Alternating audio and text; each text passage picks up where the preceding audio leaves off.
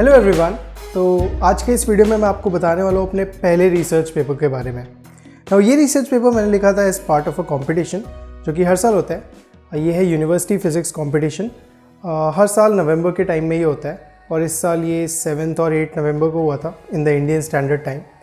और इसमें मैंने भी पार्टिसिपेट किया था अलॉन्ग विद 2 अदर पीपल जो कि मेरे फ्रेंड्स हैं कॉलेज में ना। उन दोनों के साथ मैंने ये रिसर्च पेपर प्रिपेयर किया और इस रिसर्च पेपर में हमने बहुत सी नई नई चीज़ें जानने को मिली। हमें एक बहुत अच्छा एक्सपीरियंस था, तो वो एक्सपीरियंस मैं इस वीडियो में शेयर करूँगा। ऑल्सो ये बताऊँगा कि किस तरीके से जो यूनिवर्सिटी फिज़िक्स कंपटीशन में हमने प्रॉब्लम का सल्यूशन पोस्ट किया उसको हमने किस तरीके से सॉल्व किया था। ओके, तो इस रिसर्च पेपर में हमने एक सिंपल सी प्रॉब्लम को सॉल्व किया है और वो ये है कि अगर हमारे पास एक स्पेसक्राफ्ट है जो कि आयन थ्रस्टर्स का यूज़ करके चलता है, उसको हमने अर्थ के ऑर्बिट से सैटर्न के ऑर्बिट तक पहुँचाया है। नाउ इसमें बहुत सारी प्रॉब्लम्स आती हैं बीच में, वो हम धीरे धीरे देखते हैं क्या क्या आती है। नाउ सबसे पहले अगर आप केमिकल प्रपल्शंस यूज़ कर रहे होते तो आप किसी भी एक पॉइंट पे इंस्टेंटेनियसली वेलोसिटी को चेंज कर सकते हो, जिसकी वजह से हम किसी भी एक स्पेसक्राफ्ट को जो कि एक सर्कुलर ऑर्बिट में, उसको हम एक एलिप्टिकल ऑर्बिट में पहुंचा सकते हैं just by increasing some velocity.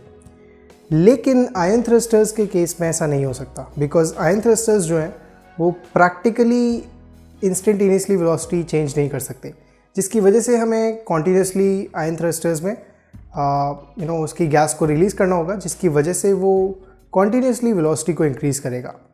और ऐसा करते समय हम एक एलिप्स में पाथ को चेंज नहीं कर सकते, हमें पाथ चेंज करना होगा इन ए स्पाइरल। सो वो चीज़ हमने सबसे पहले देखी कि अगर हम सिंपल केमिकल प्रोपल्शंस यूज़ कर रहे होते तो वेलोसिटी इंस्टेंटेनियसली चेंज हो जाती, लेकिन आयन थ्रस्टर्स के केस में ऐसा नहीं हो सकता।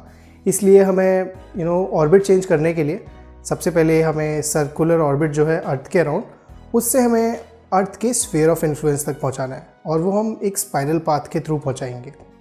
नाउ अर्थ का स्फीयर ऑफ इन्फ्लुएंस वो रीजन है जिसके अंदर अर्थ की ग्रेविटेशनल फील्ड, यानी कि जो अर्थ की ग्रेविटी है, उसका इफेक्ट होता है। एंड इसके बाहर अर्थ की ग्रेविटी जो है वो ज़्यादा इन्फ्लुएंस नहीं कर पाती किसी भी बॉडी को, और वो सन की ग्रेविटी जो है फिर टेक ऑन कर लेती है, मतलब सन की ग्रेविटी जो है फिर वो इफेक्ट डालना शुरू कर देती है। ओके, तो अर्थ के स्फीयर ऑफ इन्फ्लुएंस के बाद हमने दोबारा से यही स्पाइरल पाथ वाली मेथडोलॉजी अपनाई और हमने अब हम सन के अराउंड एक स्पाइरल पाथ बनाएंगे जो कि जाएगा अर्थ के ऑर्बिट से मार्स के ऑर्बिट तक। यहाँ पे हमने मार्स के ऑर्बिट तक पहुँचाया क्यों? बिकॉज इसलिए क्योंकि मार्स के पास अगर हम पहुँचा दें अपने स्पेसक्राफ्ट को तो हम वहाँ से फ्लाई बाय कर सकते हैं। फ्लाई बाय का मेन मीनिंग ये होता है कि फ्लाई बाय का यूज़ करके हम वेलोसिटी इंक्रीज़ कर सकते हैं स्पेसक्राफ्ट की, और ये बहुत ज़रूरी है क्योंकि हमें स्पेसक्राफ्ट को सैटर्न तक पहुँचाना है जो कि बहुत ही ज़्यादा दूर है अर्थ से। तो इसके लिए हमें सबसे पहले मार्स से फ्लाई बाय मिशन करना पड़ेगा। फ्लाई बाय का एक और नाम होता है sling shot, because sling shot में यहाँ पे हम इसकी वेलोसिटी इंक्रीज़ कर रहे हैं। सो यहाँ से हम मार्स तक पहुँचाएंगे और फिर एक स्लिंग शॉट कराएंगे, और फिर इस स्लिंग शॉट के बाद जो हमारा स्पेसक्राफ्ट है वो जुपिटर पे पहुँचेगा। जुपिटर पे पहुँचने के बाद हमारा स्पेसक्राफ्ट एक और बार स्लिंग शॉट करेगा।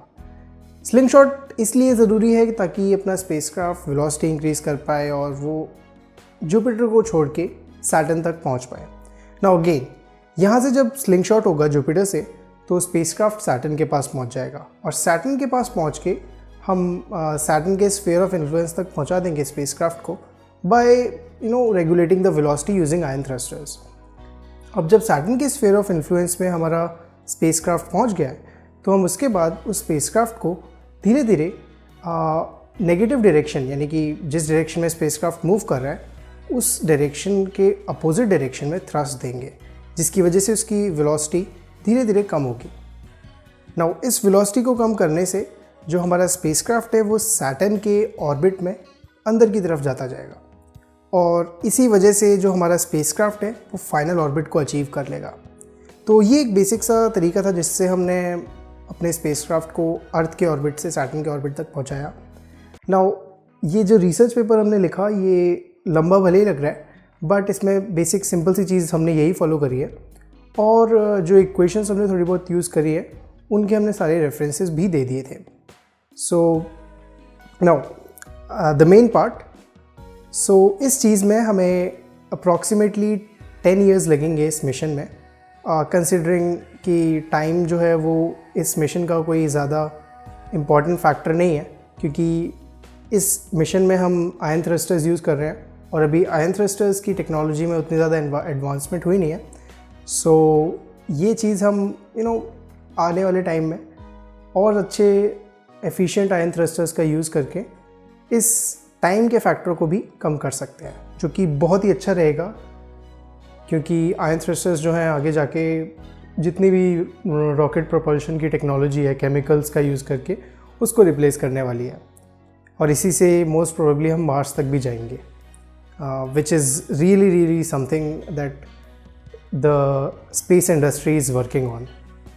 तो आयन थ्रस्टर्स बहुत ज़्यादा एक नया रेवोल्यूशन क्रिएट कर सकते हैं स्पेस एज में, अगर इनको हम अच्छे तरीके से डेवलप कर पाए तो।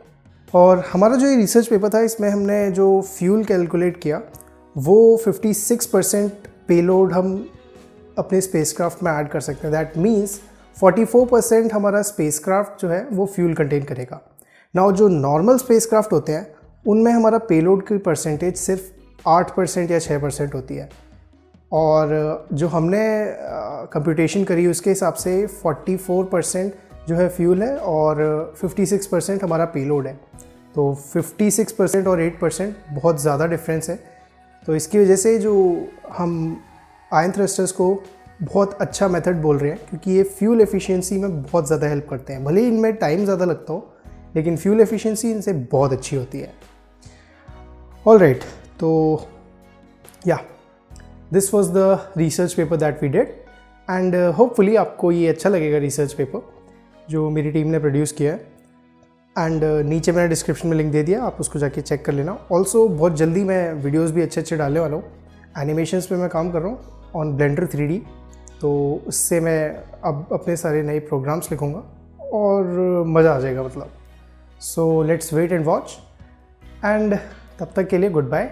ऑल्सो एक चीज़ आप भूलना मत कि डिस्कॉर्ड सर्वर को मैंने एक्टिव कर रहा हूँ अब धीरे धीरे, और डिस्कॉर्ड सर्वर पर डिस्कशंस भी होंगी, बहुत सारी चीज़ें होंगी, तो डिस्कॉर्ड सर्वर को भी जाके ज्वाइन कर लेना।